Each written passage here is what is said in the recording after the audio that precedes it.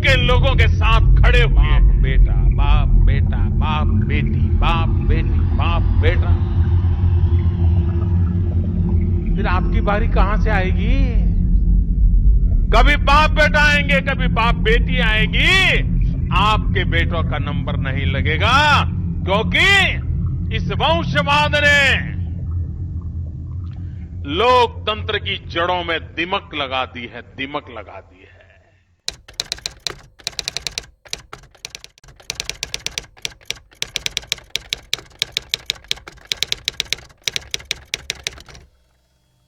बदलाव चुनावी हार जीत के संदर्भ में नहीं कह रहा हूं।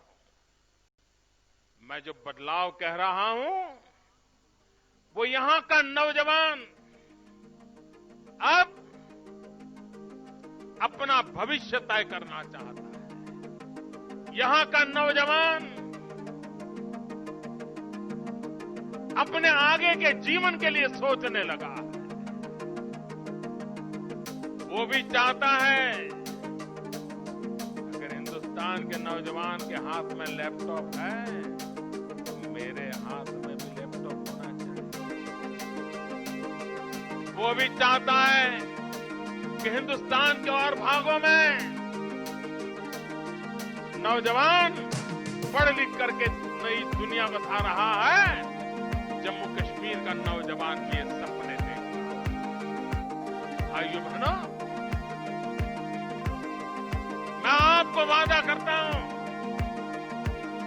जम्मू कश्मीर के नौजवानों को वादा करता हूं, आपके सपने मेरे सपने।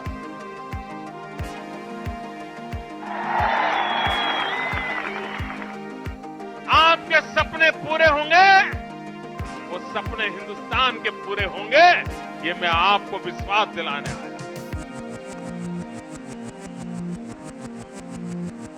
जो दिल्ली में पॉलिटिकल पंडित बैठते हैं ना, वो टीवी पर बैठ करके घंटों तक माथा खपाते हैं, चर्चा करते हैं, क्या होगा चुनाव में, क्या होगा, कैसे होगा। फिर क्या करते हैं, वो पुराना हिसाब लेते हैं। पहले इतना था, और बढ़ बढ़ करके इतना होगा। पहले इतना था, ज्यादा से ज्यादा इतना होगा।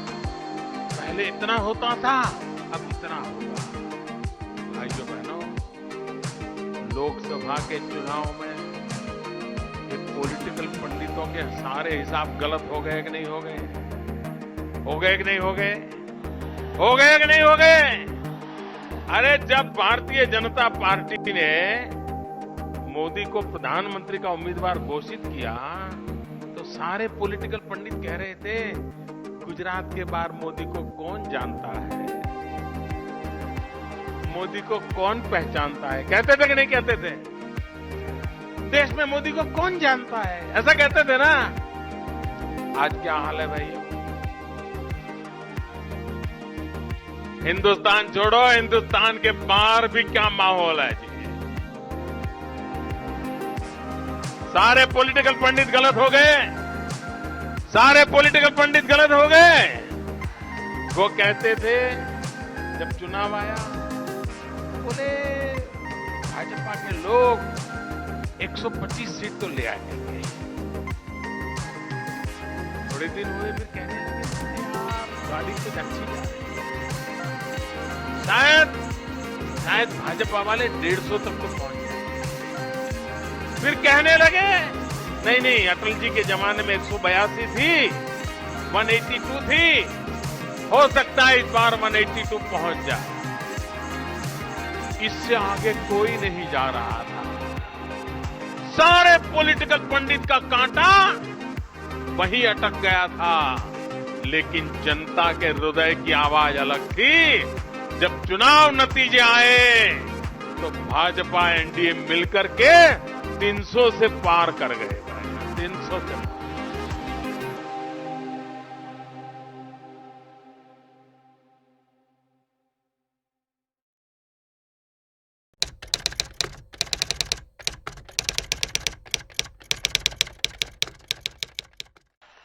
महाराष्ट्र में चुनाव हुआ, उनको लगता है अब गए, भाजपा वाले गए, सरकार बन गई कि नहीं बन गई। हरियाणा में चुनाव हुआ, बोले भाजपा की यहां तो पहले 5 सीट आती थी, कोई सरकार बन सकती है क्या। ज्यादा से ज्यादा भाजपा वाले 7 सीट लाए, जीतेंगे क्या, ऐसे सवाल पूछते थे। आज हरियाणा में सरकार बन गई कि नहीं बन गई। पॉलिटिकल पंडित गलत हो गए कि नहीं हो गए। मेरे जम्मू कश्मीर के भाइयों बहनों, बीते दिनों में क्या हुआ, कल क्या हुआ, उसे भूल जाइए। आने वाले दिनों के लिए क्या करना है, उसके आधार पर मतदान करने का निर्णय करना। और भाइयों बहनों, मैं साफ देख रहा हूं, पहली बार जम्मू कश्मीर का भविष्य तय करने की ताकत जम्मू के लोगों के हाथ में आई है। आप इस ताकत को समझते हैं।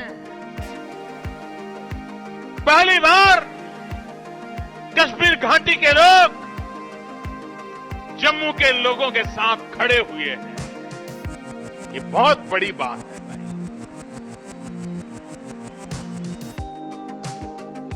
सबको लग रहा है कि बहुत हो चुका, अब जम्मू कश्मीर को लूटने नहीं देंगे। बहुत लूटा। किसने लूटा भाइयों, बताइए किसने लूटा। एक एक नाम बारी बारी से बताइए। सबसे पहले किसने लूटा, उसके बाद किसने लूटा, इसके बाद किसने लूटा। लूटते ही रहे हैं ना।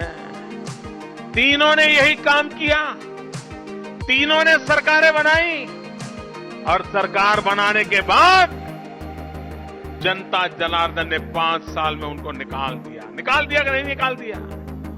लेकिन उसके बाद आपको सही ऑल्टरनेट नहीं मिलता था। आप उनको निकालते तो थे, लेकिन किसको दें, वो भी तो ऐसे ही आते थे। तो जनता बेचारी वोट भी नहीं डालती थी। 10%, 12% वोट डालती थी। इनको कहां दोबारा लाना। पहली बार जम्मू कश्मीर की जनता को एक नया ऑल्टरनेट मिला। भ्रष्टाचार से उब चुके थे, विकास में विश्वास पैदा हुआ है। चाहे लद्दाख हो, कश्मीर घाटी हो, चाहे जम्मू का इलाका हो, पहली बार यहां के लोगों को लगने लगा है अब कोई हमारे साथ, अब कोई हमारे साथ आके खड़ा हुआ है। हटाओ उन लोगों को। और आप देखिए, गए, समझो गए। अब उनको कोई बचा नहीं सकता है, कोई बचा नहीं सकता है। भाइयों बहनों, जम्मू कश्मीर की परेशानी भ्रष्टाचार है। जम्मू कश्मीर की परेशानी कुशासन है, बैड गवर्नेंस है। जम्मू कश्मीर की परेशानी वंशवाद है, परिवारवाद है। इसने जम्मू कश्मीर को तबाह करके रखा है। और जहां जहां ये परिवारवाद फैला है ना, वहां परेशानियां ही परेशानियां आई हैं। मुझे बताइए, आपका बेटा होनहार है कि नहीं है? जरा मुझे बताइए, आपका बेटा होनहार है कि नहीं है? आपका बेटा भी कुछ बनने का दम रखता है कि नहीं रखता है? आपकी बेटी होनहार है कि नहीं है? आपकी बेटी भी कुछ बनने की ताकत रखती है कि नहीं रखती है? लेकिन जम्मू कश्मीर की जैसी राजनीति है, वहां आपके बेटे का कोई नंबर लगेगा क्या? आपकी बेटी का नंबर लगेगा क्या? लगेगा तो बाप बेटा, बाप बेटा, बाप बेटी, बाप बेटी, बाप बेटा। फिर आपकी बारी कहां से आएगी?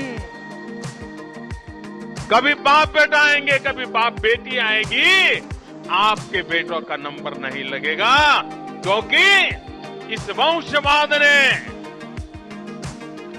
लोकतंत्र की जड़ों में दिमक लगा दी है, दिमक लगा दी है।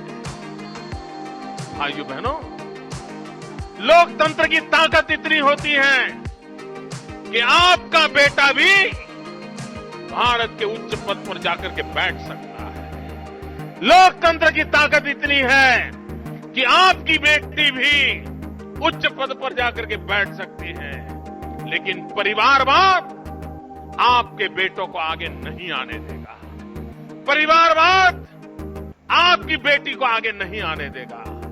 ये भारतीय जनता पार्टी देखिए, जो लोकतंत्र में विश्वास करती है, और लोकतंत्र के परिणाम देखिए। एक चाय बेचने वाला जिसको आज देश की जनता ने प्रधानमंत्री बना दिया, ये लोकतंत्र की ताकत है मेरे भाई। और इसलिए जम्मू कश्मीर में अगर आप अपने संतानों का उज्जवल भविष्य चाहते हैं, अपने बेटी बेटे के उज्जवल भविष्य की कामना करते हैं, तो आप जम्मू कश्मीर की धरती पर से इस वंशवाद को सदा सर्वदा के लिए खत्म कर दीजिए, नाश कर दीजिए इसका। लोकतंत्र के बिना कोई चारा नहीं मेरे भाइयों बहनों। और इसलिए आजादी के बाद पहली बार जम्मू कश्मीर के अंदर लोकतंत्र के प्रति अभूतपूर्व श्रद्धा के दर्शन हो रहे हैं। आप लोगों ने जो मतदान किया, मैं पूरे जम्मू कश्मीर के लोगों को ये भारी मतदान के लिए बहुत बहुत अभिनंदन करता हूं, मैं उनका वंदन करता हूं।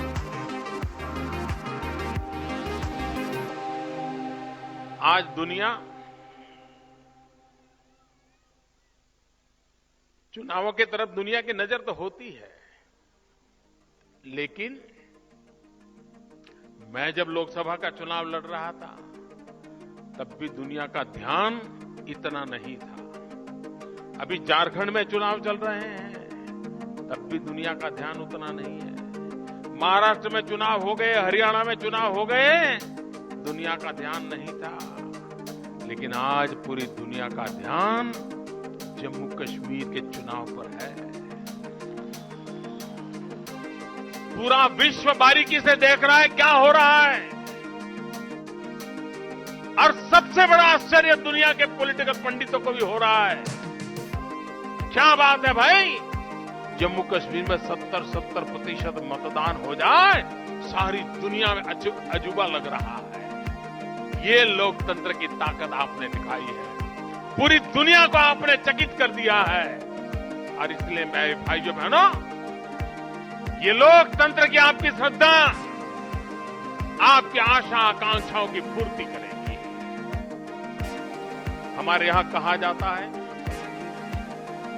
कि पहाड़ की जवानी और पहाड़ का पानी पहाड़ के काम आता नहीं।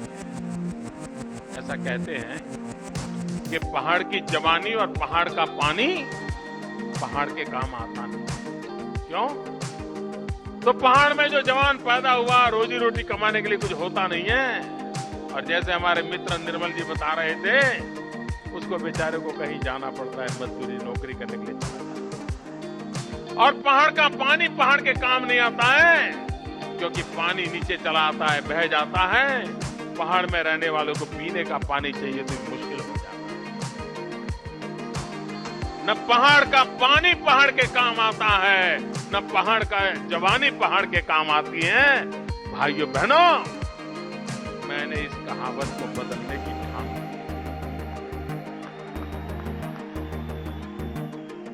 हम चाहते हैं पहाड़ का पानी भी पहाड़ को काम आए और पहाड़ की जवानी भी पहाड़ के काम आए। ऐसे विकास की ओर हम जाना चाहते हैं।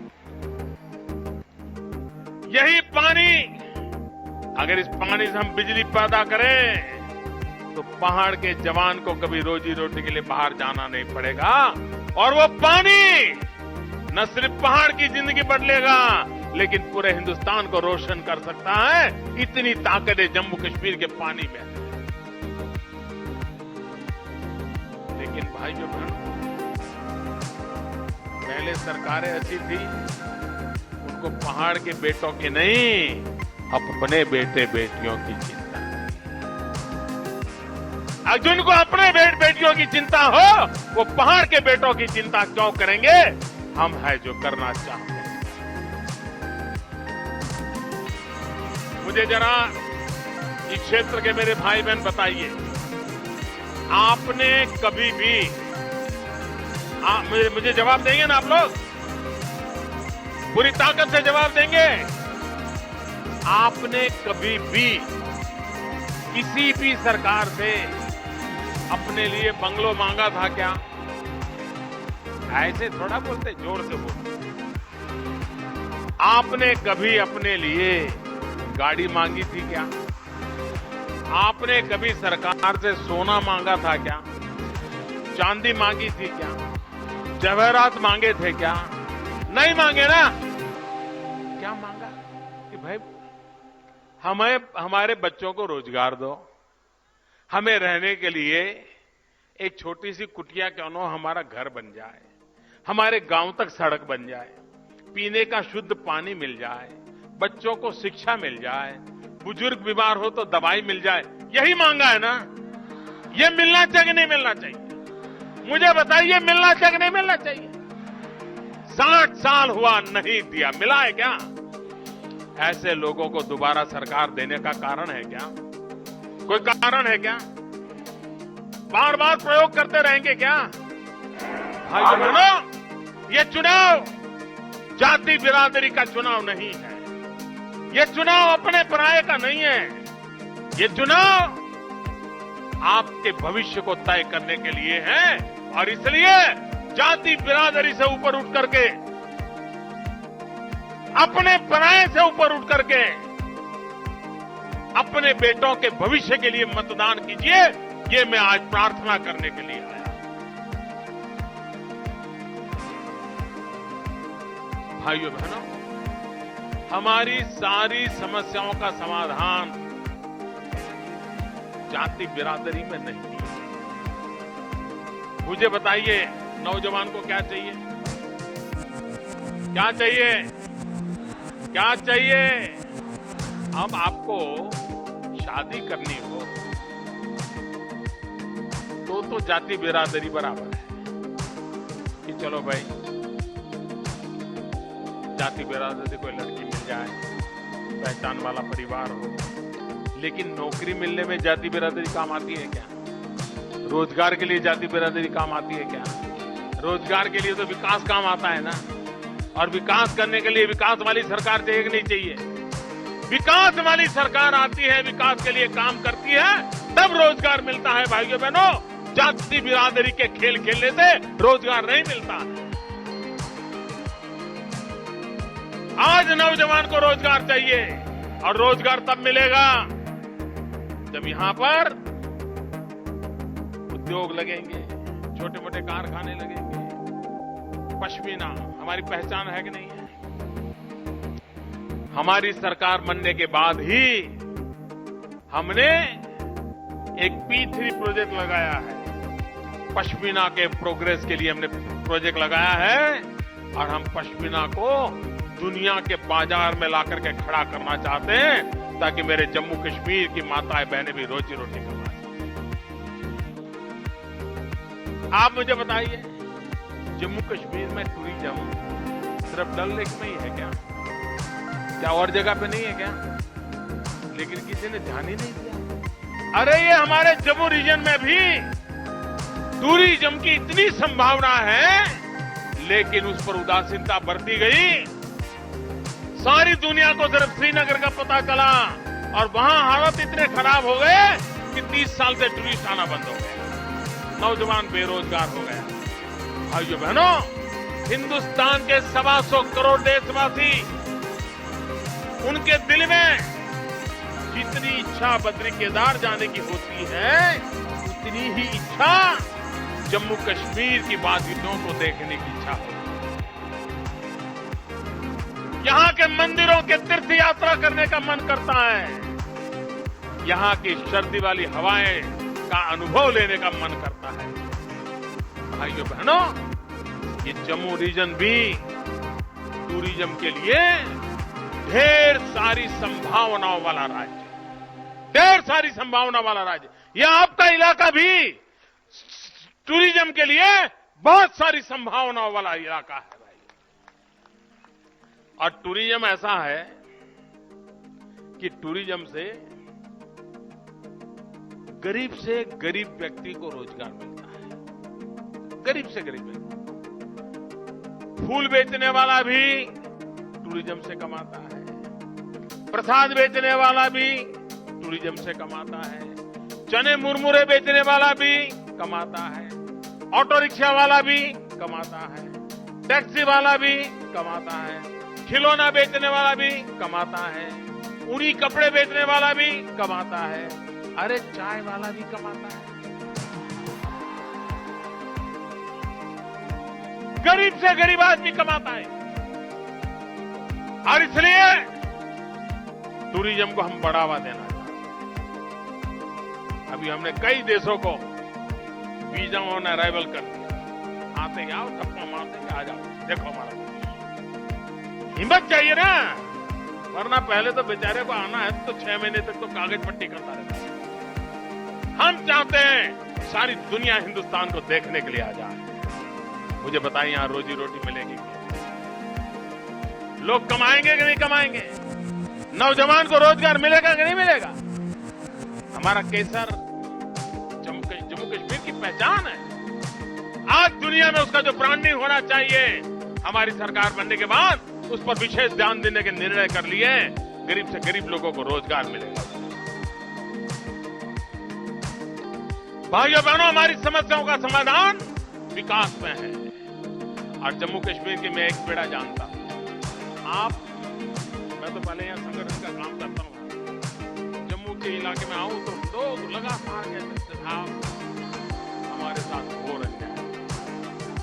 श्रीनगर में जो सरकार बैठी है ना, वो तो हमें गिनती है, वो तो हमारा कुछ करने को तैयार ही नहीं। यही होता था ना। आप ये अन्याय सहन करने को अभी भी तैयार है क्या? ये अन्याय से मुक्ति चाहिए कि नहीं चाहिए? उसके लिए आपका भी तो हौसला बुलंद होना चाहिए ना। आपने हमें मदद करनी चाहिए कि नहीं करनी चाहिए? भाइयों बहनों, मैं जब सुनता था कि जम्मू के साथ बहुत अन्याय होता है और बहुत बिल्कुल बारीकी से मुझे बताते थे। बोले देखो कॉलेज यहां खुला, यहां बंद हो गया, अस्पताल वहां खुला, यहां, सब मुझे हर चीज बताते थे। लेकिन मैं तो हैरान हो गया। अभी श्रीनगर गया तो श्रीनगर में मुझे क्या बताया लोगों ने? बोले साहब ये तो ऐसे लोग हैं कि हमें उस इलाके के लोगों को तो सब कुछ मिलता है, श्रीनगर के अंदर हमारा जो डल लेक का इलाका है उसको कुछ नहीं मिलता है, रोड भी नहीं बनाते, कुछ नहीं करते। जम्मू वाले तो पर ये शिकायत करते हैं अन्याय की, ये श्रीनगर घाटी में भी ऐसा हो रहा है? बोले हाँ, इसका मतलब ये हुआ कि जो तीनों सरकारें बनी हैं उनके डीएनए में ही अन्याय करने का लिखा है, उनके स्वभाव में है। जब तक ऐसे लोगों का हम निकालोगे नहीं, तब तक आपको न्याय नहीं होगा। सबसे पहली आवश्यकता है इस बार जम्मू कश्मीर की धरती पर से इन तीनों को बिल्कुल भाइयों बहनों राजनीति के पलटफर से मुक्ति दे दी। उनको कहो आराम करो, बहुत हो गया। अपने परिवार संभालो। सरकार में आकर के भी तो परिवार संभालते हैं, तो घर बैठ के परिवार संभालो ना भाई। और इसलिए मैं चाहता हूं कि भाइयों बहनों जम्मू कश्मीर को कि अन्याय का माहौल समाप्त होना चाहिए। चाहे लद्दाख हो, चाहे कश्मीर घाटी हो, चाहे जम्मू हो, हर एक को विकास के समान अवसर मिलने चाहिए। नौजवानों को आगे बढ़ने के समान अवसर मिलने चाहिए। हर एक को समान शिक्षा मिलनी चाहिए। विकास के सारे काम समान रूप से होने चाहिए। और इसलिए भाइयों बहनों एक समानता का माहौल बनाना है। भाइयों बहनों, मुझे बताइए, ये कांग्रेस पार्टी का चरित्र आप जानते हो? कांग्रेस क्या चाहती है? कांग्रेस कभी नहीं चाहती है कि जम्मू कश्मीर में कोई अच्छी सरकार हो, कभी नहीं चाहती। क्यों? वो हमेशा चाहते हैं कि सरकार ऐसी बने कि जिसमें एक टांग कम हो, कुर्सी का एक पहिया कम हो। फिर वो आकर के खड़े हो जाते हैं, अच्छा हम खड़े हैं, हम आपको सपोर्ट करेंगे, हम सपोर्ट करेंगे, और सपोर्ट करके सरकार में घुस जाते हैं। हर सरकार में वो घुस जाते हैं कि नहीं घुस जाते हैं? चुनाव लड़ते हैं आमने सामने और फिर पीछे से घुस जाते हैं और फिर बराबर 5 साल मजा लेते हैं और चुनाव आने के 3 महीने पहले फिर खिसक जाते हैं। फिर कहते हैं ये सब बेकार थे, फिर दूसरे आते हैं, फिर उसमें घुस जाते हैं। ये कांग्रेस का खेल है। कभी भी वो जम्मू कश्मीर में मजबूत सरकार बनने ही नहीं देते। ये कांग्रेस को पहचानो। और एक कांग्रेस के खेल के सबसे ज्यादा शिकार कौन हुए हैं, ये समझिए। ये कांग्रेस के खेल का शिकार कश्मीर घाटी के लोग नहीं बने कभी। वो कभी भी कांग्रेस की बातों में नहीं आए। अगर गलती की तो जम्मू इलाके ने की। ये कांग्रेस सबसे ज्यादा गुमराह करने में सफल होता है तो जम्मू इलाके के लोगों को गुमराह करने में सफल होता है। अगर एक बार जम्मू क्षेत्र के लोग ये कांग्रेस के खेल को पहचान लेंगे तो यहां पर जम्मू कश्मीर में मजबूत और स्थिर सरकार बनेगी। और इसलिए भाइयों बहनों, इस बार कांग्रेस हारने वाली तो है, लेकिन मुझे वो हारे इतने में संतोष नहीं है।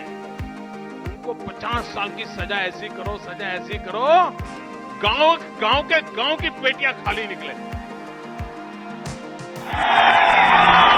सजा करो इन लोगों को, क्योंकि इन्होंने अपने राजनीतिक स्वार्थ के लिए जम्मू का सबसे ज्यादा नुकसान, तराई का सबसे ज्यादा नुकसान कांग्रेस पार्टी ने किया है।